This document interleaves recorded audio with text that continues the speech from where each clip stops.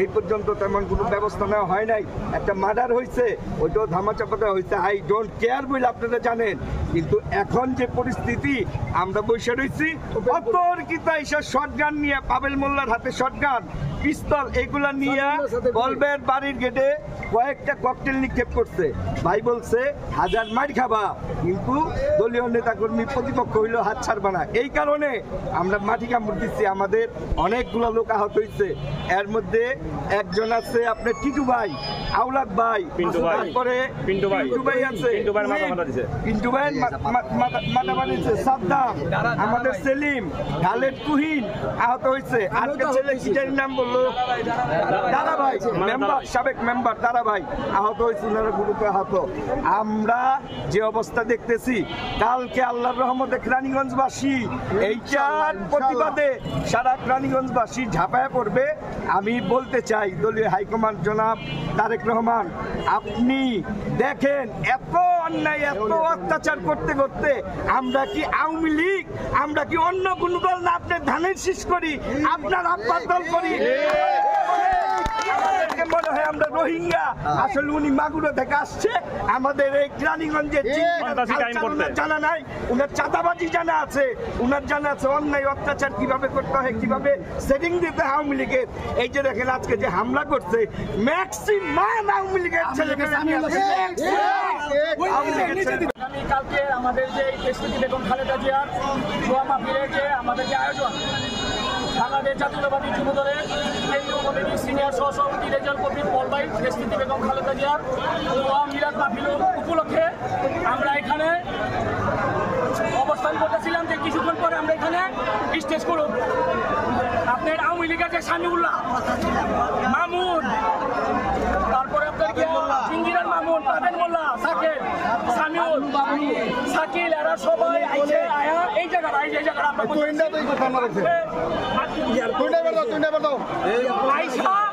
আমাদের খারাপ ভাষায় গালাগালি, চেয়ার দিয়া পাইরা বাড়ি এই যে দোতলা লেগে গেছে, ওদের সাথে আমরা অস্ত্রের বিপক্ষে যাইতে পারি না।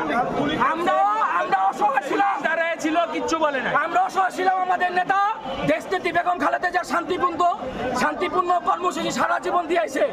আমাদের নেতা পল ভাই একজন শান্তিপূর্ণ নেতা, জনগণের নেতা, জনগণের সাথে আমাদের চুপ থাকতে বলছে, আমরা চুপ ছিলাম। কিন্তু চুপ থাকা আমাদের দুর্বল না, আমাদের শরীরে রক্ত আছে, আমরা প্রতিবাদ করতে পারি। কিন্তু আমাদের নেতার কারণে আমরা প্রতিবাদ করি নাই। তাদেরকে সাবধান করে দিচ্ছি, রেজাউল কবির পল পয়সা আসে নাই, রেজাউল কবির পল কেরানীগঞ্জের সন্তান, ঢাকার দিনের মাটি।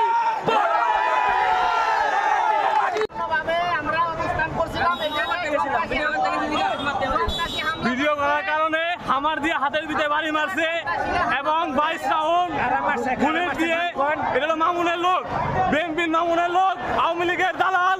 ওই দালাল এসে আমাদের গুলি করছে, বোম মারছে, বিভিন্ন নির্যাতন আমাদের উপরে চালাইছে।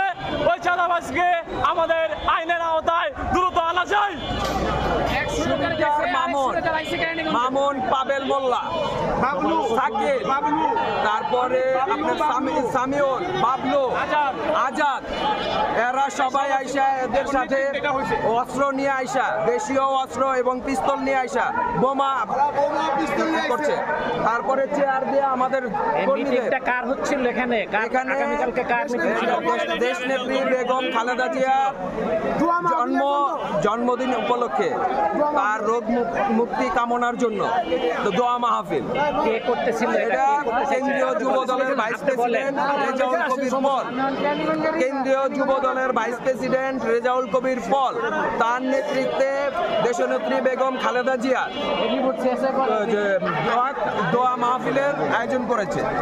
দেশনেত্রী ম্যাডাম বেগম খালেদা জিয়ার উপলক্ষে আজকে দোয়া মাহফিল আয়োজন করা হয়েছিল। আজকে রেজাউল কবির পলের নেতৃত্বে জিঞ্জিরা থেকে মিলাদ মাহফিল করার কথা ছিল। আমাদের স্বৈরাচারী হাসিনার দোসর অ্যাডভোকেট নিপুণ রায় চৌধুরীর সন্ত্রাসী বাহিনী দ্বারা এখানে গুলি করা হয়েছে। এখানে অনেক মানুষ হতাহত হয়েছে, আহত হয়েছে, বিস্ফোরণ করা হয়েছে।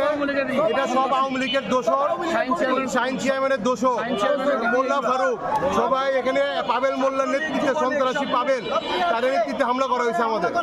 কারণে তারা ভয় পায় রেজাউল কবির পলকে। রেজাউল কবির পল ভাই পলের এই এত জনপ্রিয়তা দেখে উনি ভয়ে এই আক্রমণ চালাচ্ছে উনি। কেন তাদের আমরা মাঠ নিছি 3 দিন আগে থানার থেকে সব পারমিশন নিয়েছি উপজেলা থেকে, তারপর আমরা মাঠ ছাইড়া দিছি তাদের রিকোয়েস্টে, তারপর আমরা এখানে মাঠ নিলাম, তারা কেন আক্রমণ করলো? তাদের যদি জনপ্রিয়তা থাকে তাহলে দেখক মাঠ পর্যায়ে ভাই বলছে আওয়ামী লীগের বান্দারা এসে আমাদের উপরে টর্চারিং করছে, গুলি করছে, 25 রাউন্ড গুলি করছে এবং গুলি করছে ফুটছে। বড় বড় দাওমি আইছে আমাদের উপরে করেছে। আমি এটা বিচার চাই। সামিউল্লাহরে নিয়ে